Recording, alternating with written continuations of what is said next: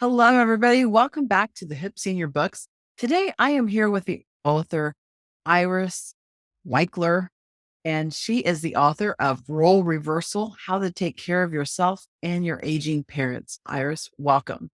Good morning, Marianne. It's great to be here with you. It's great to have you here. So, you wrote the book, Role Reversal, How to Take Care of Yourself and Your Aging Parents. Tell us a little bit about yourself and how this book became a book. Sure. I've been a licensed clinical social worker for over 40 years. I love working with people who have medical issues and catastrophic illnesses. So my career included working with people who had strokes and amputations and head injuries and dementia and any kind of situation where a medical problem changes your life in seconds, changes your life and your family's life and your loved one's lives. And that's been a passion of mine for a long time. And I always felt that if people had more information and more resources and education at a time like that, when there's such crisis and you feel so hopeless and helpless, that it can help you get through things. And that's been my role my entire career, is being a patient advocate to help people and educate them and support them. I originally started writing Role Reversal, and this was my third book. I originally started writing it because I was writing a memoir about my father. My father was a member of the Greatest Generation, and by society standards, he wasn't extraordinary. He had a high school education, but he served in World War II for 4 years, and he was basically a junk man. And it's about how he rose from that to where he became. And in the course of writing it, and he joined me in writing it, so it's in his voice and mine, which makes it very unusual. I started realizing from the age of 5, I was being educated as a caregiver by my parents.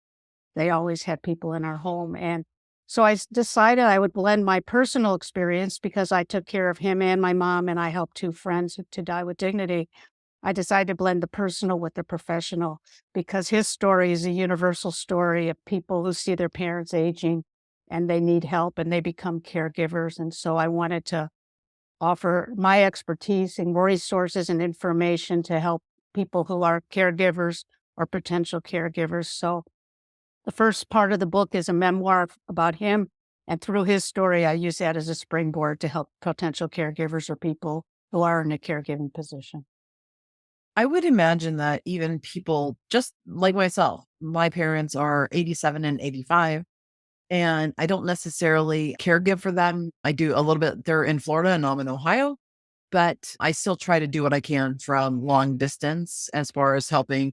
My mom always has tech issues and questions and different stuff and whatnot. So anybody that just has aging parents in general would benefit from your book. Absolutely. No question about it. And one of the messages is that you'll find in my book, if you read it, is you want to prepare to be a caregiver before you're a caregiver. Right. Because if you're in the middle of a medical crisis, it's a bit overwhelming, and you need to have this information before you get to that point. So I encourage people to start having the conversation when their parents are younger and healthier, so that when the time, God forbid, something happens, everybody understands what direction they need to go. You know what your parents' wishes are, and so you feel you can honor them and work together in a collaborative kind of situation, rather than crisis mode where sometimes you don't know what to do and it's totally immobilizing.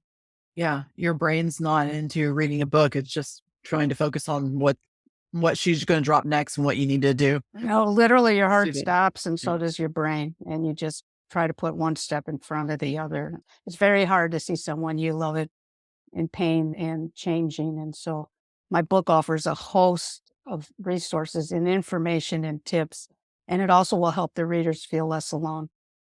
And the other interesting thing about my book's won 8 major book awards, but the thing that I find really interesting is when I wrote it, I was really concerned about using my father's story, because my father's not famous. He's not a celebrity. And the feedback I got was that people love my father's story and they're very touched by it.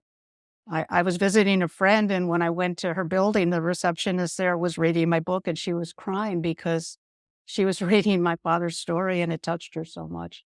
Hmm. Okay. Don't make me even think about crying about that. Okay. So somebody read your book? they set it down, they can only have one thought about your book, what do you hope they take away from it? Number one, I would say, thank God I'm not alone in this, and what I'm feeling, what I'm experiencing is normal. Number two, I hope they would say, thank God I've read this book because the information in here is going to help me get through what I have to get through right now. Great.